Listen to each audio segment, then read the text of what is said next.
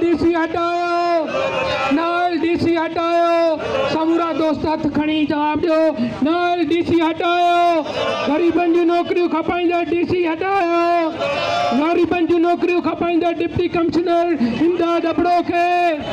Deputy commissioner इमदाद अबड़ो के। तरक्की पसंद पार्टी तरफा सॼे ज़िले जे अंदरि एहतजाज जी तहरीक हले पई ऐं हिन एहतजाज जो मक़सदु इहो आहे त डिप्टी कमिश्नर इमदाद अबड़ो हिकिड़ो इंतिहाई नालाइक़ ऐं करप्ट माण्हू आहे जेको हितां जे सियासी बोतारनि जो ईअं सम्झो त क्लार्क ऐं पटेवाले वारी अहमियत रखे थो। ताज़ो हुन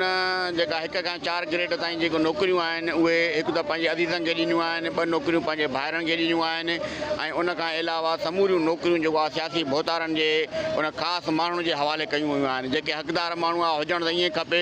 जेके 10-15 सालनि खां वठी करे कचे मुलाज़िम तौरु मुख़्तलिफ़ खातनि में नौकरियूं करे रहिया हुआ, पहिरियों हक़ उन्हनि जो उन्हनि खे नौकरियूं ॾिनियूं वञनि हा, पर उन्हनि खे ॾियण जे बजाए इन्हनि पंहिंजी उन सियासी सिफ़ारिश ऐं रिश्वत जे समूरियूं नौकरियूं खपायूं वयूं आहिनि। उन खां पोइ कुझु वक़्तु अॻु में जेको ज़रई भाण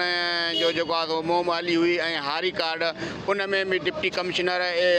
एग्रीकल्चर अमलदारनि सां मिली करे तमामु वॾे पैमाने ते करप्शन ऐं बदनामी कई आहे। उहो समूरा जेको हारी कार्ड ऐं जेको भाण ॾिनो वियो आहे उहो हारियुनि खे न ॾिनो वियो आहे, उहो कूड़नि खातनि जे ज़रिए आम माण्हुनि खे सियासी सिफ़ारिश जे बुनियाद ते ॾिनो वियो आहे। उन खां अलावा टियों मसइलो इहो आहे त डिप्टी कमिश्नर इमदाद अबड़े सॼे ज़िले जे रेवेन्यू ऑफिसुनि में हिकिड़ी रिश्वत जी बाज़ार गरम करे छॾी आहे। हर जाइज़ कमु रिश्वत खां बिना नथो थिए। इन जे करे असीं तरक़ी पसंद पार्टी जे तरफ़ां सॼे ज़िले जे अंदरि एहतजाजी तरीक़े शुरू कई आहे त जेसीं ताईं 1 खां 4 ग्रेड जे मुलाज़िमनि इन्हनि जे आला अदालती जांच नथी कराई वञे ऐं भाण ऐं ॿिज मां जेको करप्शन थी आहे उनजी जांच नथी कराई वञे ऐं रेवेन्यू ऑफिसनि में जेका रिश्वत आम आहे इन जी खे ॿुधो नथो अचे, असांजी इहा तहरीक जारी रहंदी। जे तरफ़ां इहे असां एहतजाज जे ॿिए मरहले में आहियूं। डीसी कंबर शहदादपुर जेको आहे उहो रैंकर माण्हू आहे, इंतिहाई लाल ऐं राशि क़िस्म जो माण्हू आहे, जेको क्लार्क खां भर्ती थियो हूंदो उहो माना घटि बेकार ऐं करप्ट माण्हू हूंदो। लाज़मी आहे हुनजो माना ज़हनियत उहा ई माना हेठे स्केल वारे माण्हू जी हूंदी, माना रुपए जी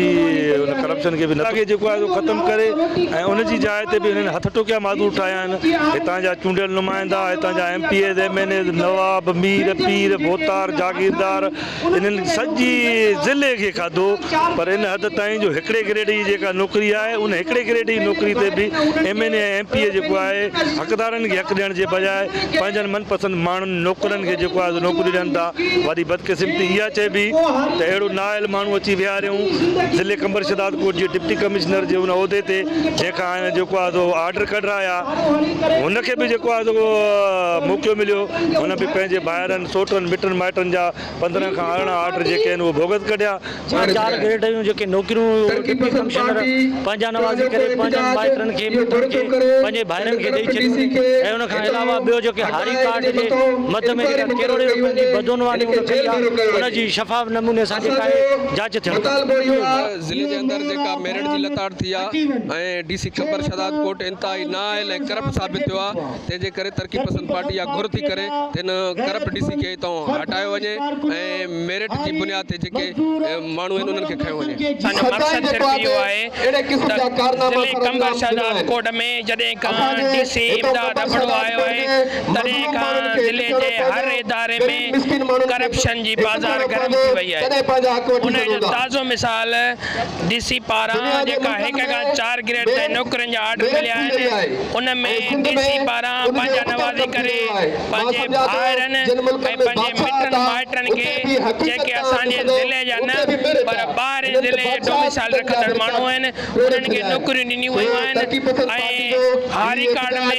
डीसी पारां बदनामी कई वई आहे। उन करे असांजो इहो एहतजाज आहे